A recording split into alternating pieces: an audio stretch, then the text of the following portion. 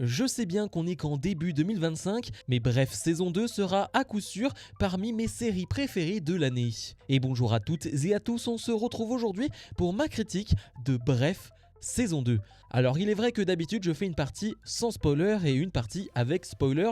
Pour ce type de série là, j'ai l'impression que ça en vaut pas vraiment le coup, dans le sens où ce sont des situations de vie. Donc oui, ça va spoiler, mais en même temps, bah ouais, c'est un peu le principe aussi. Parce que si je ne peux pas parler des situations, si je ne peux pas parler des moments précis de cette série, bah je vais pas dire grand chose de la série, à vrai dire. Donc ouais, il y aura quand même des spoilers assez rapidement dans cette vidéo. Alors déjà pour vous mettre dans le contexte, bref, je l'avais regardé quand c'était sorti. Petit à petit j'avais fini, mais voilà, c'était quelque chose que j'avais apprécié, mais j'avais pas réellement réfléchi et imaginé une saison 2, pour être totalement franc. Et donc là, l'annonce de cette saison 2 et qui directement sort, vraiment, après l'annonce, la sortie était très rapide, je me suis dit pourquoi pas me lancer. Je vous avoue que j'ai vu les premiers retours qui étaient excellents et je me suis dit ouais, pourquoi pas la lancer.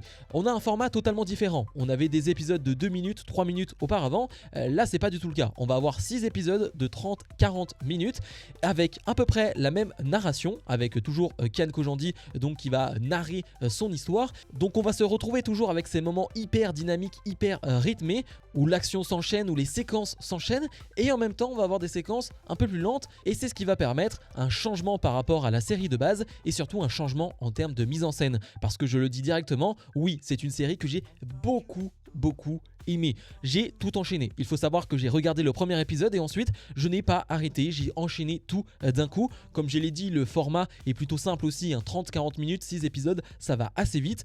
Mais oui, j'étais pris dans l'histoire, j'étais pris dans ce personnage qu'on aime, qu'on déteste à certains moments, mais en tout cas c'est un personnage qui nous touche. Et toutes les histoires qui vont être racontées autour de ce personnage me touchent particulièrement. Je veux dire, on est obligé d'en parler, mais l'épisode 2 et l'épisode 3 autour de la relation autour de son père, waouh, je ne connais pas votre relation avec votre père ou quoi que ce soit, mais c'est une relation et une histoire qui m'a particulièrement touché, énormément bouleversé. Je me suis retrouvé sur quelques points et je pense que je ne suis pas le seul, mais en tout cas, j'ai trouvé ça extrêmement bien écrit. Et là, je parle d'histoire et de narration, mais la mise en scène, j'étais choqué vraiment de la mise en scène parce que on va tenter 6 milliards de choses. Il y a une métaphore, un parallèle qui est fait avec la voiture, notamment dans cette série tout au long de cette saison, c'est-à-dire qu'on va faire une métaphore de la voiture, de ce qu'on peut apporter dedans, de ce qu'on peut trafiquer, changer, et une relation, et du coup tu as pas mal de comparaisons à faire et c'est hyper bien fait. Et ça, c'est une comparaison et une mise en scène qui est faite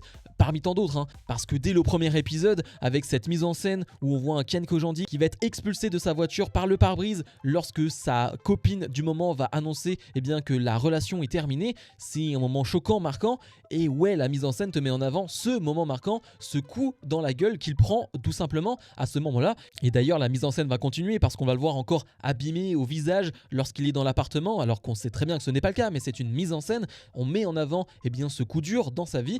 J'ai adoré. Encore une fois, c'est une mise en scène parmi tant d'autres, mais ça m'a beaucoup marqué. On va retrouver pas mal d'acteurs qu'on avait déjà vu dans la saison 1, par exemple du Baptiste Le Caplin, du Bérangère Krief ou du Alice David bien sûr, mais on va avoir des nouveaux et beaucoup de nouveaux. Alors pas mal de caméos à vrai dire, on a certains personnages qui vont ne faire qu'une apparition et finalement c'est simplement des clins d'œil. Je pense par exemple à Mr V, par exemple à Jonathan Cohen ou même à McFly, Magla, Seb Lafrite, bref, il y en a beaucoup dans ce registre-là qui vont simplement faire des caméos et ça ne m'a pas dérangé dans le sens où certes ce sont pas tous des acteurs, mais comme c'est des scènes de 2 secondes et que c'est simplement des personnages secondaires qui sont pas vraiment introduits ou quoi que ce soit, c'est pas dérangeant, ça change pas l'histoire. Toi t'as un simple clin d'œil qui est plutôt marrant et ça va pas plus loin.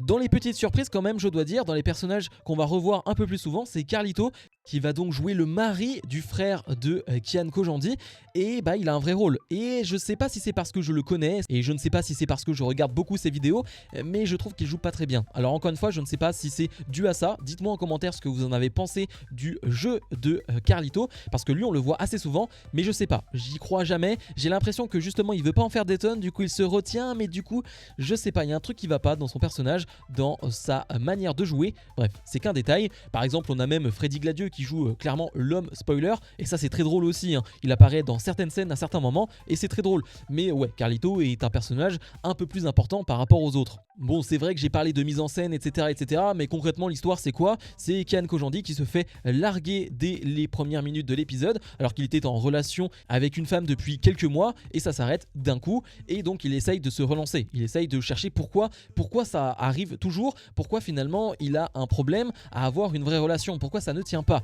Et finalement, il va avoir une coloc qui est donc Laura Felpin, qui est Billy. D'ailleurs, Laura Felpin que je découvre aussi en tant qu'actrice, hein. Je l'avoue que j'ai pas vu énormément de choses de la part de Laura Felpin, je l'ai vu dans des vidéos, etc., mais là en tant qu'actrice presque principale, elle est secondaire mais presque principale de cette série, j'ai beaucoup aimé, je l'ai trouvée excellente pour le coup, c'est une grosse révélation pour moi, donc je regarderai un peu plus avec d'impatience ses prochains rôles et ses prochains films, pour être totalement franc. Mais donc voilà, il va essayer de se relancer, de se remettre en question, et c'est ça que j'aime dans cette série, c'est que on comprend bien que lui fait des choses mal, on comprend bien qu'il fait des choses qui ne vont pas dans le bon sens et qu'il est bien fautif à plusieurs reprises. D'ailleurs, il va se livrer à son psy qui est joué d'ailleurs par Alexandre Astier, et à un moment donné il lui dit attends, tu te plains de tout le monde, tu dis que cette personne-là ne fait pas les choses bien, mais toi, tu te remets jamais en question. Et c'est ce qu'il va faire finalement dans le avant-dernier épisode. Il se remet en question. Et j'avoue que ce moment où il se remet en question, avec notamment cette mise en scène où il va retrouver son lui de 38 ans, son lui de 35 ans, son lui de 18 ans, j'ai trouvé ça génial parce que ça permet de mettre en place une évolution de personnage qui se voit par rapport à ses anciens lui. J'ai trouvé ça génial et très très bien fait pour le coup. Et on va avoir donc une mise en place d'un nouveau Kian Kojandi qui va donc sortir avec le personnage de Laura Felpin, Billy. Bref, ça se termine là-dessus, etc. Je vous parle pas de toute l'histoire autour de son boulot avec son frère, parce que j'ai parlé de la relation avec son père, mais la relation avec son frère, elle est géniale aussi. On se rend compte que tout ce qu'il avait imaginé avec son frère qui le bully un peu, qui se moque un peu de lui, en fait son frère il a pas du tout la même perception des choses, et on se rend compte que le point de vue de Kian Kojandi est pas forcément le bon, et que le point de vue de son frère mélangé au point de vue de Kian Kojandi fait un mélange que finalement les deux ont des torts, les deux ont peut-être des choses à reprocher à l'autre, mais si tu fais un pas l'un vers l'autre, tout va bien se passer. Et c'est ce qui va se passer d'ailleurs avec notamment la fin, la boutique qui est achetée avec l'aide de son frère, et donc Kian Kojandi peut avoir un boulot qui lui plaît. Bref, je vais un peu plus loin, mais ça c'est l'histoire globale qui se termine là-dessus.